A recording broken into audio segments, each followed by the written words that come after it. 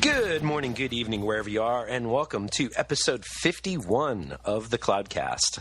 As always, we're coming to you live from our massive Cloudcast studios here in Raleigh, North Carolina, but apologies for some background noise. We're doing some renovations on the studio. We're building a new green room and a new audience platform and doing some other things, and so you might hear some construction throughout today's podcast, so we apologize ahead of time.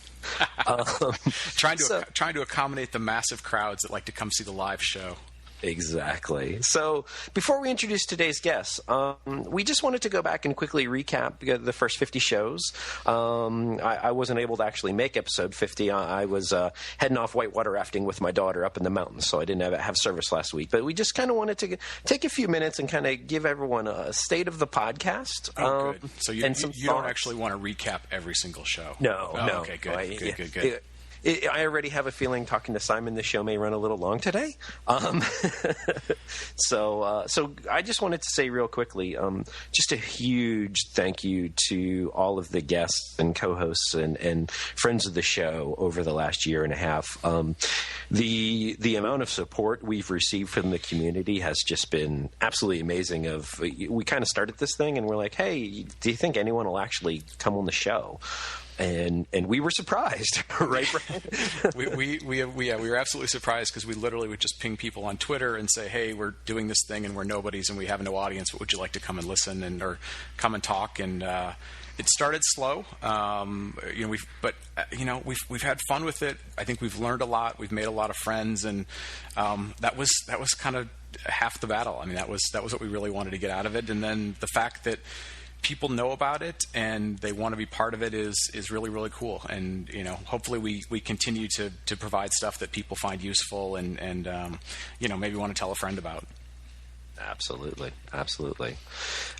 So what else do you want to comment on before we get Simon on here? So maybe a couple of things. So, we've always said that we were going to stay independent. We tried to keep this outside of what we do on a regular basis, paying our bills. So I think we're still pretty committed to keeping this as independent and vendor biased as possible. I think people like that. It gives them a chance to, hear different perspectives on cloud computing. They don't feel like it's marketing. So I think we're really, really committed to that. And, I think there's a lot of areas that we still need to explore. So, not only explore, but this stuff's changing all the time. So we'll come back to things that maybe we talked about a year ago. So, for folks that maybe don't like repetition, we'll try not to make it too frequently. But there's times when companies change and strategies change and technologies change. So our promise is to keep it fresh. I think I feel good that we finally figured out how to schedule this show. Because we were terrible for the longest time. Yeah, so that was far and away the biggest challenge we've ever overcome. More than any technology challenge or anything else, it was just simply how to get everyone on Skype at the same time. Yeah, so pretty much we do these things Thursday nights. We try and keep them published on Friday. We give you something to listen to on the weekend when you're doing whatever you do in your regular life. So we're committed to doing that. We're gonna try and take the show on the road to a few events when we get a chance to get out there, like VMworld next week. We'll be out there doing some live shows. So, maybe my biggest thing is if you want to be part of the show, if you'd like to participate, whether it's questions or you want to be a guest or whatever, we're always looking for smart people. Like we always say, people smarter than you and I, which is a low barrier. And just let's keep the show kind of community based. Let's keep it fun and let's keep it educational. Yep, and please keep the feedback coming. We have received a lot of emails about feedback and things we could improve on, or potential guests, or potential questions for guests. And so the email address is on the website, but it is show@thecloudcast.net, and we would love to hear from you as well. Yeah, absolutely. So enough of us rambling. Why don't we get to our guests, because this is going to be kind of a heavy show. Lots of deep thinking going on.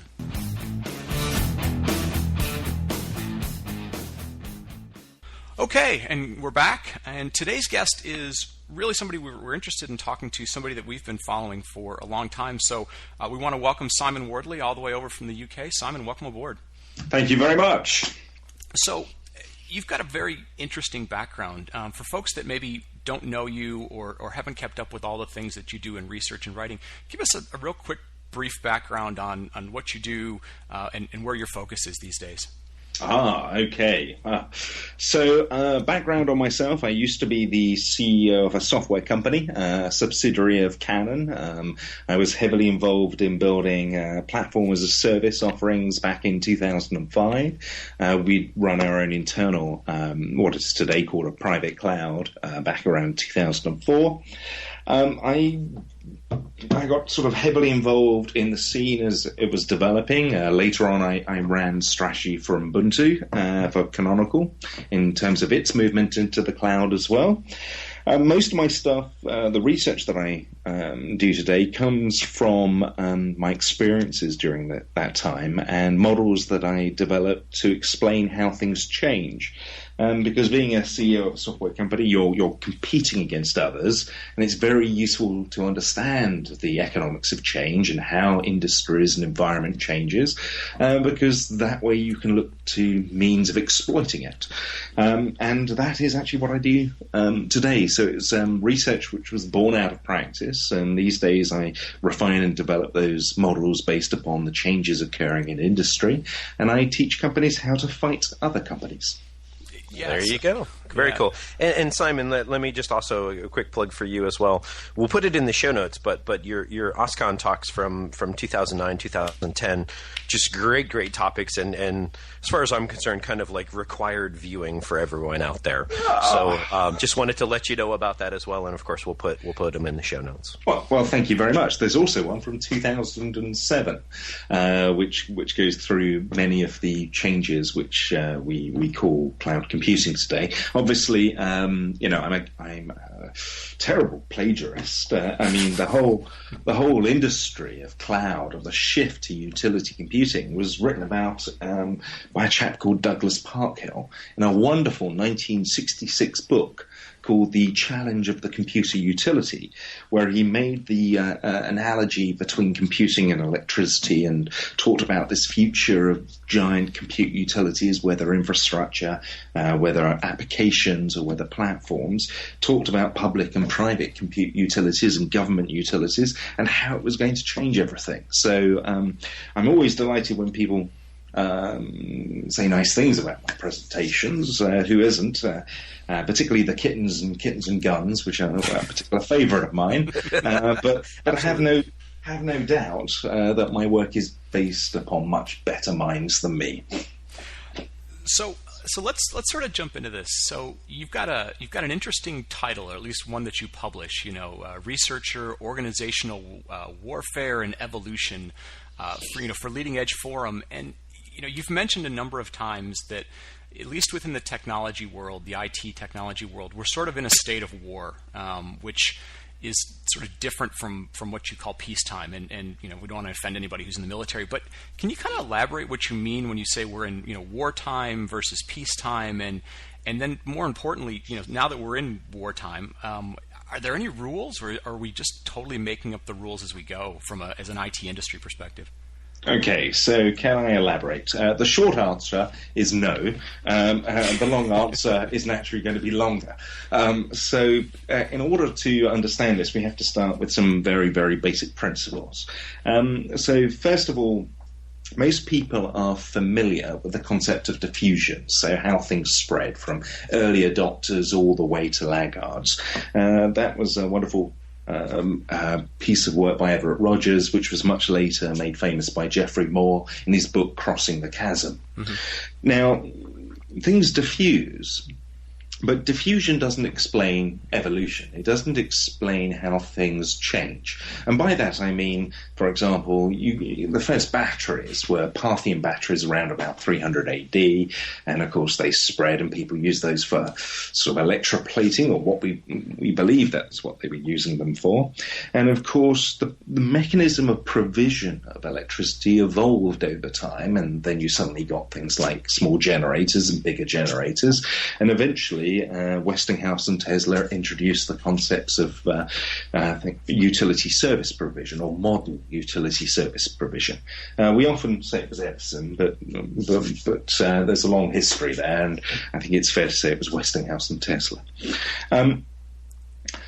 But the point about this is that there is a process by which things evolve, which is different from the process of diffusion. So, a new phone, feature on a phone diffuses, but phones themselves evolve over time. And so the process of evolution turns out to be fairly common. And it's a process by which you get the genesis of some sort of activity, some new thing, some new need. Then you get custom-built examples of it. Then you get products, often with rental services. And then you get commodity and utility service provision. And that impacts all business activities.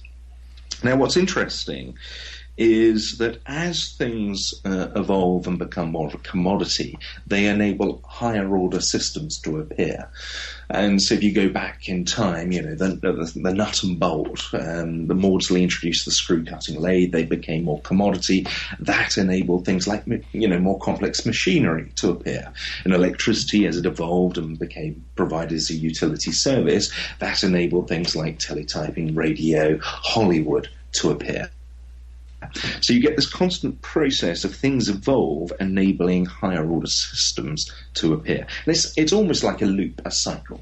So it's never the genesis, or what we loosely call innovation of something, which changes the world. It's always commoditization of pre-existing activities, which causes an explosion of growth of new higher order systems and what we call an age of wonder. Now, Brandon, I'll lose you. Yeah, no, we're still here. So the economy goes through multiple sort of waves, or we call them contractive waves, or you can call them ages. So you have like the industrial age, mechanical age, the age of electricity, etc. Each driven by the commoditization of something which previously existed. Now, each of those ages have have basic eras, and these eras are as follows. You get a peace era, and a peace era is one of relative competition between companies, where sustaining change tends to exceed disruptive change. It's a time of very high profitability, and the activity itself starts to commoditize, but the companies who've been competing have huge inertia to that change because of past success. And so what happens is new companies come in and they initiate a state of war, disruption of past industries stuck behind inertia barriers through the commoditization of a pre-existing activity. And then after that, you get an explosion of growth of new higher order systems. And that cycle of sort of peace, war, and then build and growth and wonder constantly repeats in each of these eras. And every time we get it, we also get explosions in what are known as our model data and endless arguments over classification. And so when you look at something like cloud computing, which is fundamentally about the commoditization of a range of activities in IT, a shift from products to more utility services, we're seeing a shift of certain industries from a sort of peace mentality, relative competition, sustaining change, exceeding in general disruptive change, to this war phase where new entrants have come in.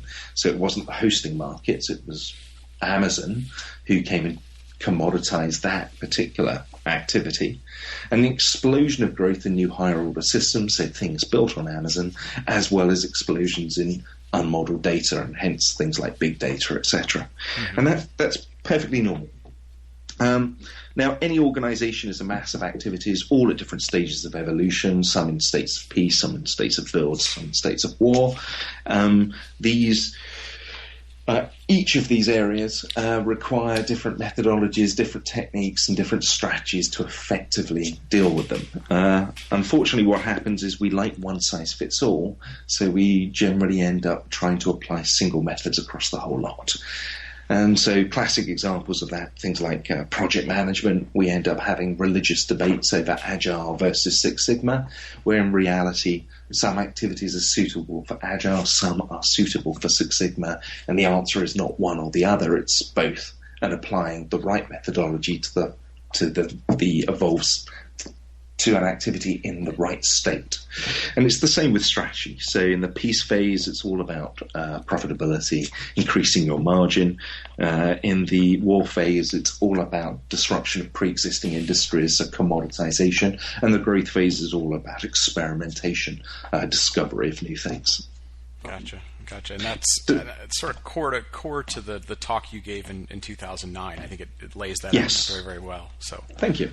Good. So for folks that are potentially looking at something like cloud computing and maybe sort of initially might be scared because of, like you said, this disruption, I think what you always tend to go back to is this isn't unique to the IT industry. This is sort of historically happens in all industries, whether it's manufacturing and automotive or whether it's something else. So it's really more wrapping your brain around, okay, how far into disruption are we? What are the opportunities, like you said, for experimentation, for being part of that sort of exploding growth phase afterwards? Is that fair?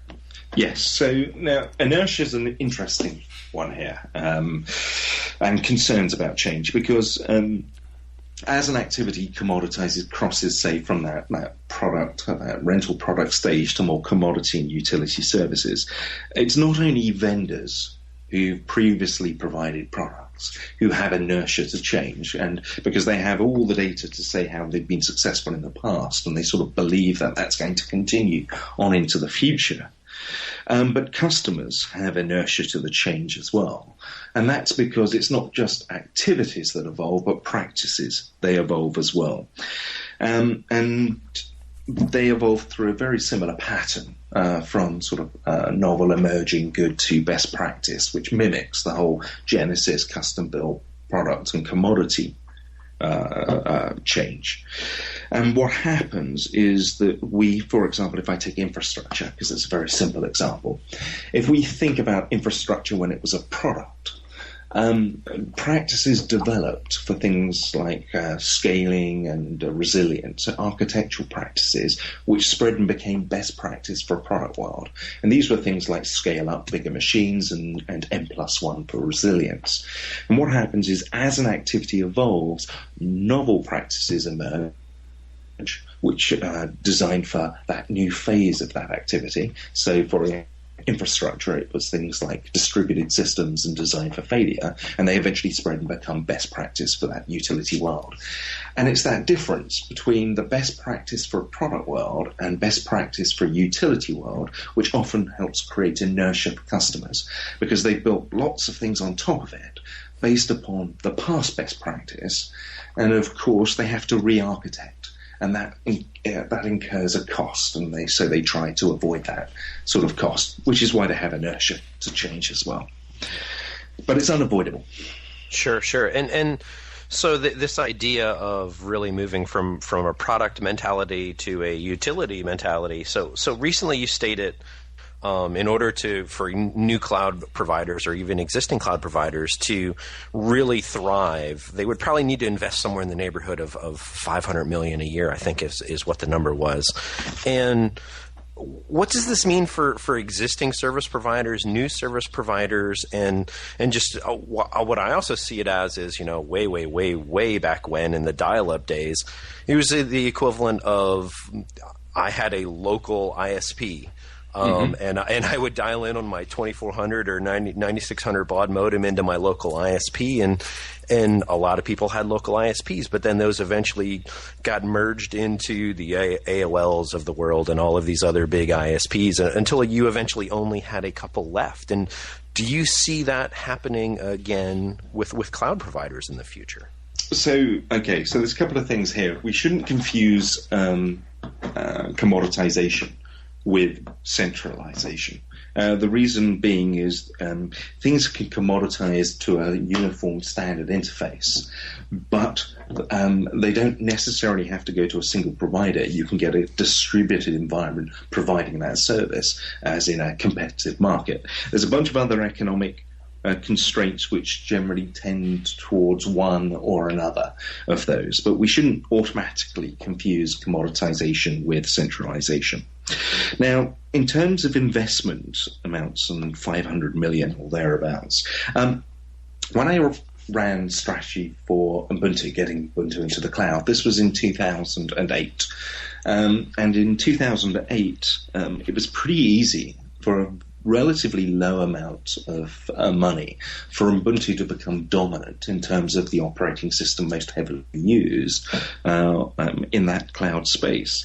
And so I think even today Ubuntu is probably the most commonly used operating system on Amazon and also Rackspace, and most of major sort of cloud projects build, like things like Cloud Foundry from VMware, build on Ubuntu.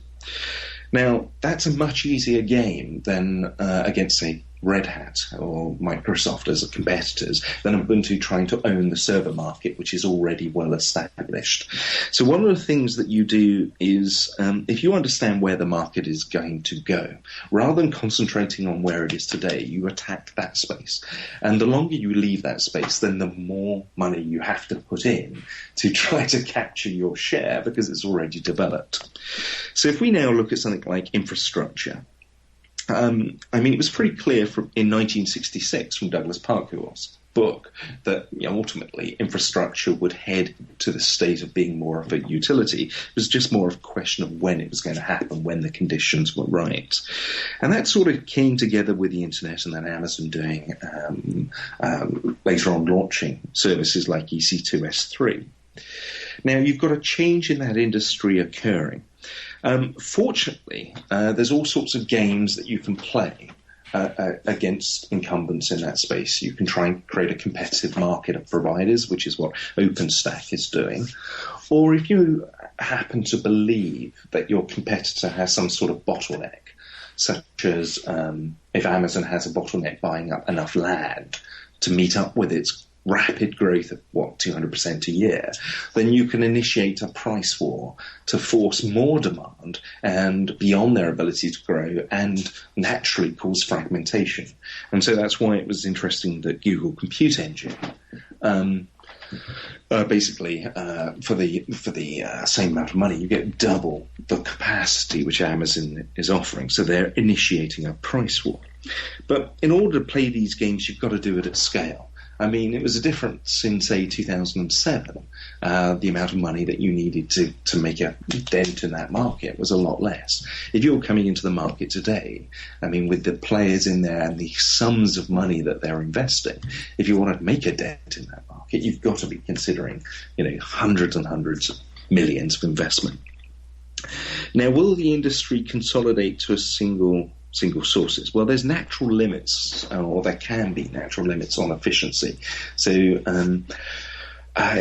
it's not necessarily true that a single data center, when it goes beyond 200,000 servers, doesn't have a sort of tailing off point where it is there is a limit to efficiency. So it's all about the games you can play and your willingness to invest sums of money. And if you were, say, a hardware provider, a company like Dell or HP, obviously you wouldn't want a situation where in the future there are a couple of big providers and you're just selling to those big providers' hardware, because that puts you in an extremely weak supplier position. So naturally your interest would be to try to fragment the market by creating a price war, increasing demand beyond the growth of an individual and encouraging multiple other providers to set up. Whether they actually play those games and realize, the dangers is another question. So we shouldn't assume that commoditization just leads to centralization. It depends upon also the games that people play and other economic factors. If you want to get into the space today, you are talking significant sums of money. And that wasn't the case in 2006, but certainly today, you're talking huge amounts if you want to make a dent in that space. So yes, the conditions can change, the environment changes, and you have to adjust to that. Does that make sense? Makes perfect sense. Absolutely. No, Super.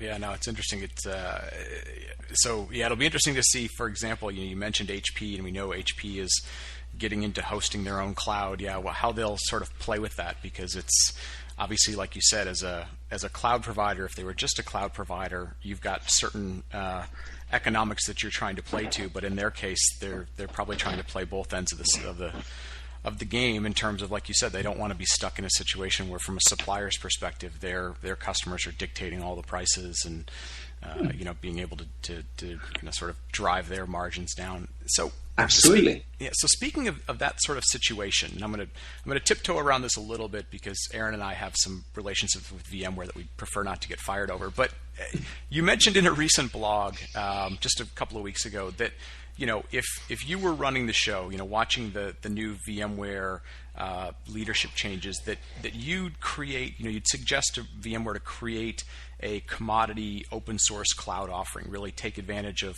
what they've done with Cloud Foundry, get into this space for infrastructure as a service.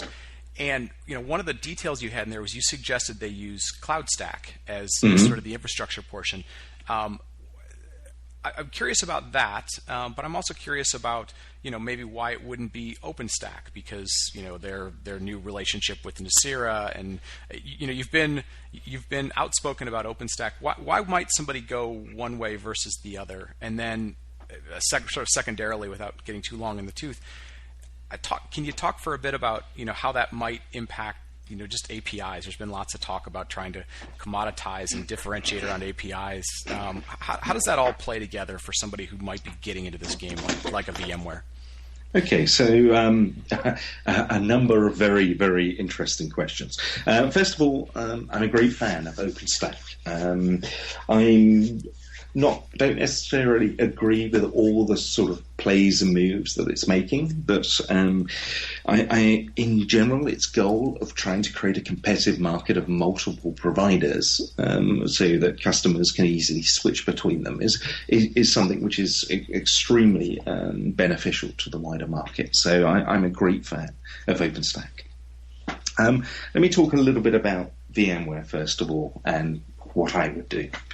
When it comes to dealing with how you play strategic games in a market, you need to really clearly understand what is your value chain, the components in your value chain, and what the state of evolution of each of those components are. And the reason for this is that some of those components may be barriers to entry into your space. Some of those components may be commoditizing. Some of them you can commoditize to your advantage and enable new higher order systems to occur and exploit that. If you don't understand, your value chain and the state of evolution of the components, it's very difficult to play games. Now, if we take somebody like VMware, and VMware obviously owned by EMC, and I view EMC as being very, very smart. And I view that because of the games that I believe that they've played in the past. VMware fundamentally, you've got hypervisor technology and the technology related to that. And obviously that market is being hit by open source technologies trying to commoditize that market even further, and also companies like Amazon and others providing infrastructure as a service. So you can expect that particular business area will over time get disrupted, head towards much more service-based technology and open technology. So you've got a problem there. If you're somebody like VMware, you've got this huge revenue stream in that space. How do you deal with that, particularly because your success at selling it will create huge inertia to change. I mean, there'll be forces inside which will deny that this world is going to change. So a number of different things you can do. So one thing I did was back in 2009, I made a prediction that VMware would do a platform play, and it would be an open source platform play. Because what you're doing there is you're pushing yourself up the value chain. So it's not just concentrating on the infrastructure layer. You're now looking at higher order systems which will build on top of multiple different infrastructure providers. And there's all sorts of business models you can gain around that if you get a platform well spread, from assurance, exchange, brokerages, management tools, all sorts of different things. So when Cloud Foundry came along a year and a half later or whatever it was, I thought that was a really, really smart thing to be doing. I'm glad to hear of its growing success.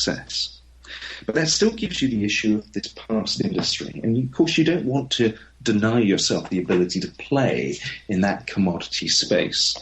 So the other part of the prediction that made was that they would look at monetizing a hypervisor business at the top of the market, probably through IPO or some vehicle like VC.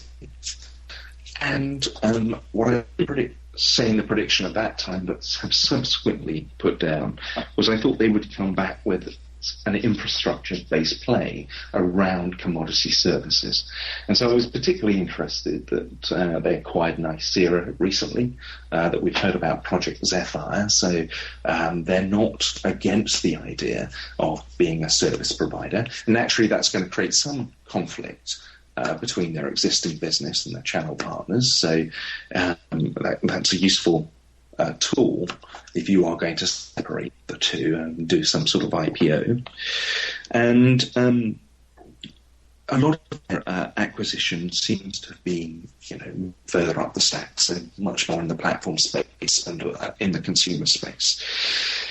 And lastly, I suppose it's the movement of Paul Moritz to strategist for EMC. I mean, a lot of companies, people view that as a sideways, backward step, but I've always seen EMC as being, very smart in its strategic play.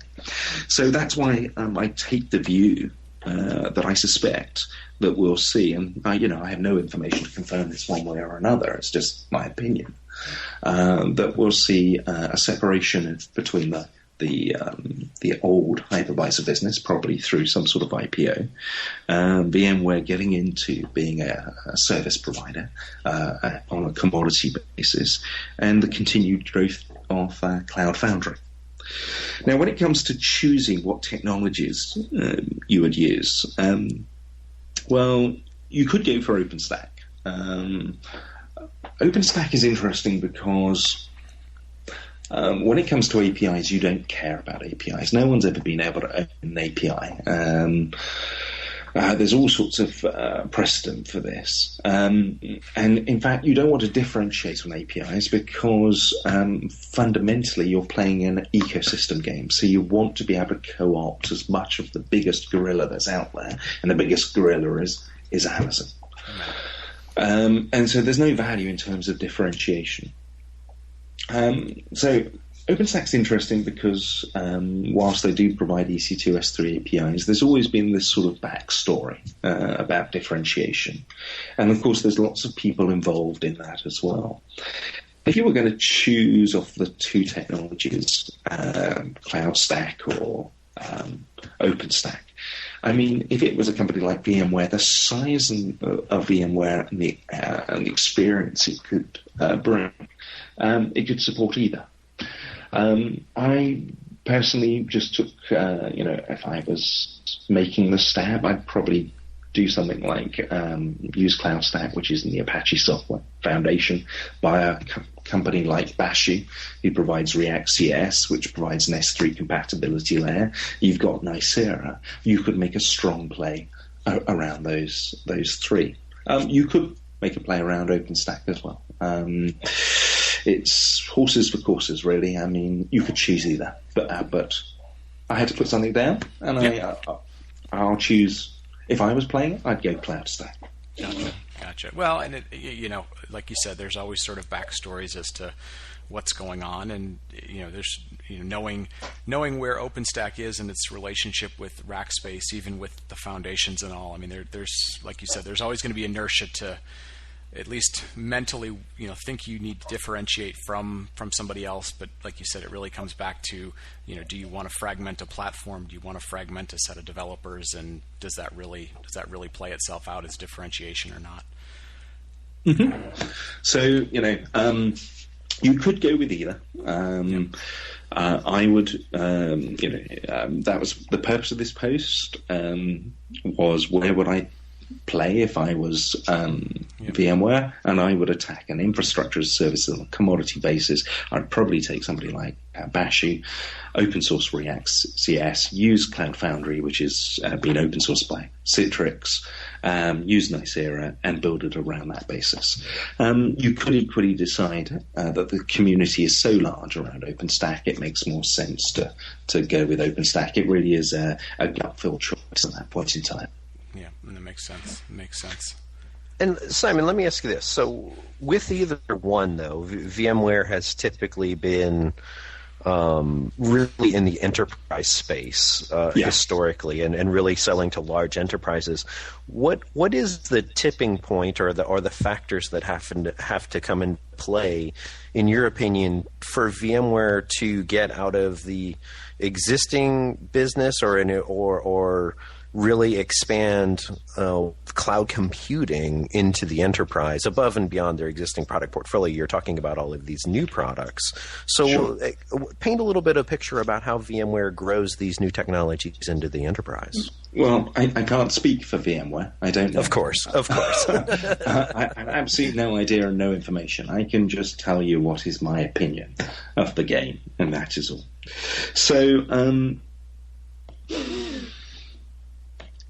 So one of the things about cloud is that this shift towards utility services, as I've said beforehand, you also get co-evolution of practice. And so what happens is people try to take old applications designed for best practice in the product world. They put them on the cloud, and Amazon has downtime, and they run around saying, "Oh, the end of cloud is nigh. What a disaster." But then, of course, you get people realizing that architectural practices have to co-evolve as well. And so companies like Netflix, with distributed systems designed for failure and the use of things like chaos engines, or in their case, Chaos Monkey, where you're introducing continuous failure in order to ensure the system is resilient. Now, what happens is, during this transitional time, we've seen a lot of talk about hybrid models. And people talk about hybrid in terms of public and private. And there are a number of other causes of inertia to change, concerns about suppliers, locking, etc. And so people are focused on this public-private division. But over time, you should expect that to change to more public-public provision. So we're again talking about hybrid model, but this hybrid model is one where we're combining multiple public providers together. And now you've got Amazon, and you've got people like Google with Google Compute Engine in the space. This becomes ever more possible. So yes, a lot of enterprises will have inertia to change because of their applications built on past and best practice, and the cost involved with that. And as a result of which, you'll see a lot of talk, and this is one of the things we identified at Ubuntu would happen, about private clouds and the importance of private clouds being as similar to past data centers as much as possible. So lots of focus on enterprise class machines, SLAs, etc. But over time, that will change. Go ahead, Simon. Sorry. Well, over time that would change and become niche. So if you own a hypervisor business in that space, and if I was running that game, what you'd want to do is monetize it through an IPO or something like that, that part of the business at the top of the market, when all the analysts are running around shouting that your technology is the future of cloud, before that transition has occurred. If you leave it too long, and the hybrid model of public-public starts to dominate, then it becomes more difficult. Sure. And I guess to kind of add to that slightly too is, at times I feel like we kind of all follow this industry we want to call cloud computing, but at times we get a little caught up in technology for technology's sake. Mm-hmm.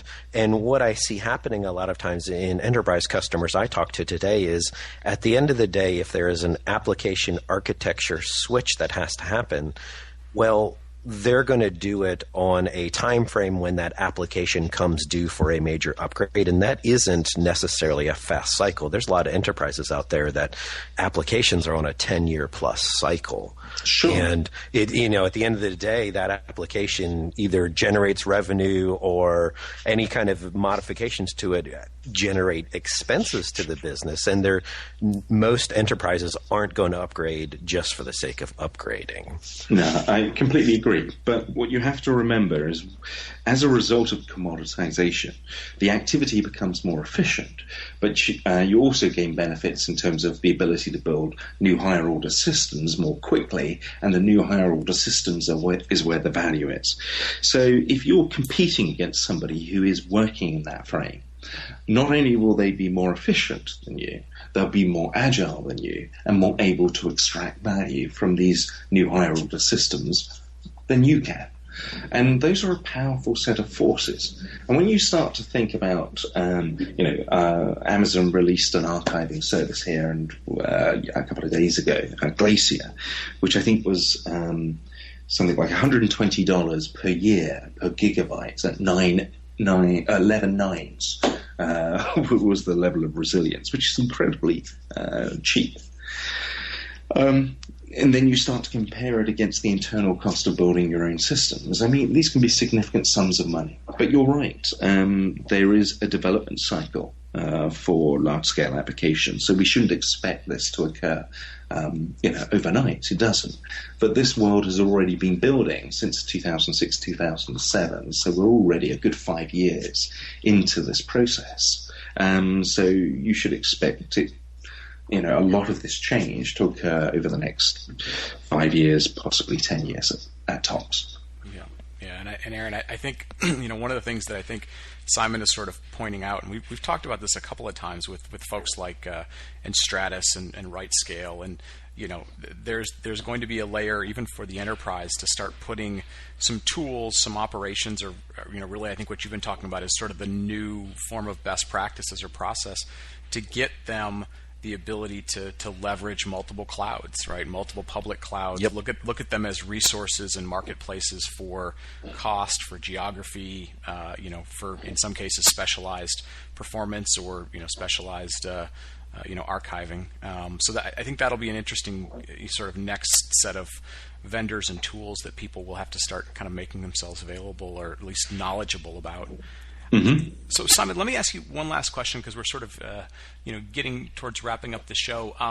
You made an interesting comment, and this keeps coming back to this idea of, innovation cycles and really the overall cycles. But you made a comment, it's maybe been a year or so ago, where you, when Apple was, and they still are, stock was way up and everybody was singing their praises and they were the most, valuable company in the world according to the stock market. You sort of took a contrarian approach that said you sort of predict they'll crumble.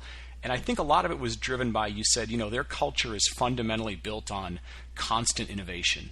And that's almost impossible to sustain. Mm-hmm. Is that something that, take Apple out of the picture, is that something for a lot of technology companies, is that something they can transition over time from being, kind of innovation or differentiation as being their driver to these new stages commodity? Or do you see it as something that, like you said, it runs in parallel, but you almost have to break the company up so you can take this human inertia out of the decision-making process? There are ways of organizing and structuring companies to cope with that inertia. To change. Unfortunately, those particular methods, there's not enough data to conclusively say. There's enough to say it works in these 4 or 5 examples that I know of, but not enough to say it is widely applicable. However, let's go back to the prediction about Apple. The issue with Apple is it boils down to, again, examining value chain and the state of evolution, is by not open sourcing iOS, they enable Google to play the Android game against them and put them in competition with an ecosystem. And this is exactly what Google has done. And generally, most companies who've found themselves competing against an ecosystem of other companies have been forced to push towards the even more extremely to the constant innovation or genesis of new activities. And unfortunately, that's always uncertain. It's inherently uncertain, and eventually luck runs out with you. So there are a number of games you can play to counter that in terms of buying up bits of the supply chain, the use of patents, etc. And those things are things that we've seen Apple do. But I took the view that they're actually in a difficult position because of the threat now from Android, and it's a question of time. Now, there are ways of playing the game. for example, the use of ecosystem models, which are extremely powerful. So if you take something like Amazon, and we've talked about them, so I'll pick on them again. The ecosystem game is fundamentally what you do is you provide commodity services to others, and you enable an ecosystem of other companies to build on top of your services. So you enable a platform and other companies to build on top of that. And then what happens is other companies, because you've reduced the cost of failure through provision of utility services, more easily innovate as in create new activities. And because they're consuming your APIs, you can see those activities diffuse. And then what you do is, so you leverage that ecosystem to spot the new trends as they diffuse. You can copy or acquire them. The difference is just one of messaging. And once you've copied or acquired, you can provide commodity services. So, for example, Amazon comes out with EC2S3, people do big data systems, Amazon comes out with Elastic MapReduce, etc. And, of course, every time Amazon does this, people run around confusing Ashboss, say, declaring that they're eating their own ecosystem.